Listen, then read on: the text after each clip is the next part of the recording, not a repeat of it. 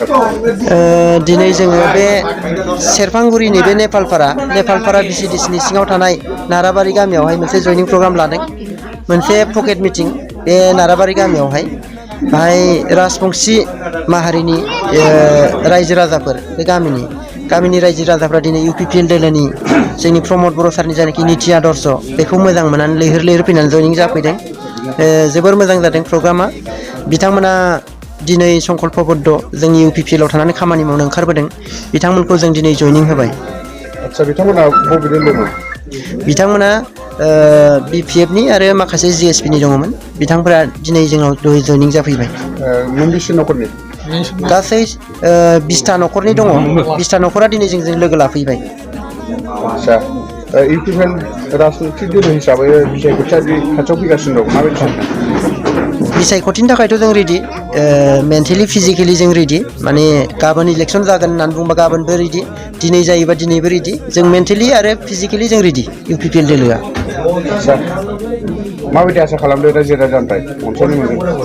जोंथ' दिनै जानाखि नुबोबाय 2020 निफ्राय आरम्भ खालामनानै दिनै 2025 सेप्तेम्बर मासाव इलेक्सन जानायनि खोथा दा बिसिमावहाय रायजो राजाया जोंजों लैहोर फैगासिनो दं आरो जों आसाबादि UPPL दोलोआ हारसिङैनो सरकार दानो हागोन। रायजो राजानिसिम मेसेजआ बेनो जिहेतु UPPL दोलोआ प्रमद बर' सारनि दैदेननायाव सरकार दाबाय माने UPPL BJP जयै दिनै 2020 सननिफ्राय दिनैसिम बे ओनसोलनि रायजो राजाफ्रा सान्थियै दङ सान्थियै थानानै बयबो गाव गावनि खामानि मावनानै सोरबाया बिजनेस मावनानै सोरबाया बायदिसिना गावबा गाव जेखौ रोंगौ बेखौ मावनानै दिनै संसार खुंबोनो हादों दिनैसिम सानसेबो बन्द' खोनाफेराखै दिनै बे जायगानि रायजो राजाफ्रा दिनैसिम 2020 सननिफ्राय गरसेबो गुलि बेरफेराखै थरसेबो बमा बेरफेराखै सानसेबो बन्द' जाफेरैखाय बयबो गावबा गाव खामानिखौ मोजाङै मावलायलायनो हादों आरो बे ओनसोलाव थानाय जाथि जनगस्थिफ्रा बयबो आगोलावहाय जानाखि भुल बुजाबुजि दंमोन बे गोमालांबाय बयबो जाथि जनगस्थिनि मानसिफ्रा बयबो बयखौबो सनमान होलायनानै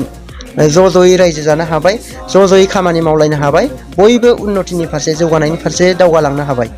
बेखायनो जों आसाबादि बे ओनसोलनि रायजो राजाफ्रा जिहेतु सान्थि प्रिय सान्थिखौ लुबैग्रा गोजोनखौ लुबैग्रा आरो जौगानायखौ लुबैग्रा निस्सय जिहेतु UPPL दोलोआ प्रमद बर' सारनि दैदेननायाव जिहेतु सान्थिखौ लाबोबाय आरो लोगोसे बे ओनसोलनि जौगानायनि थाखाय खामानि मावबाय निस्सय बे ओनसोलनि सान्थिनि थाखाय आरो जौगानायनि थाखाय रायजो राजाया 2025 नैबे 2025 मायथाइयाव जानाखि बिसायख'थि जानो गोनां BTR नि बाहाय जों UPPL दोलोखौनो लैहोर फैनानै मदद होगोन होननानै जों आसाबादि आरो रायजो राजाफ्रा बेखौनो जोंखौ बुंगासिनो दङ। नेपाल प्राइमारिनि सिङावहाय दतमा ब्लकनि सिङाव दिनैबो आरोबाव मोनसे राजबंसि गामि नाराबारियावहाय जोङो मोनसे जयनिं प्रग्राम लादों गासै 20टा न'खरा माने UPPL दोलोआवहाय जयेन जाबावलायबाय मैयाबो जोङो होदोंमोन दाखालिबो होदोंमोन बे जयनिं जे प्रग्राम बे कन्टिनिउआस सोलिगासिनो दङ दा बे हिसाबै खोब मोजां मोनसे थासारि मोजां मोनसे परिबेस दा बेवहाय UPPL दोलोनि थाखाय जोङो जोबोद मोनसे गोजोनथाव बे मोनसे मेसेज आरो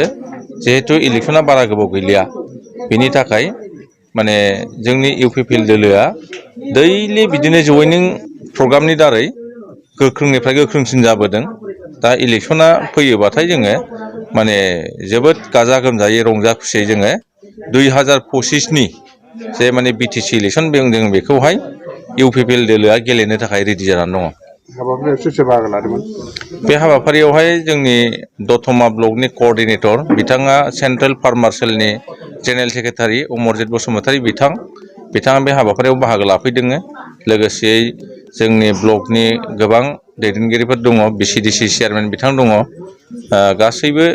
माने प्राइमारिनि दैदेनगिरिफोर दङ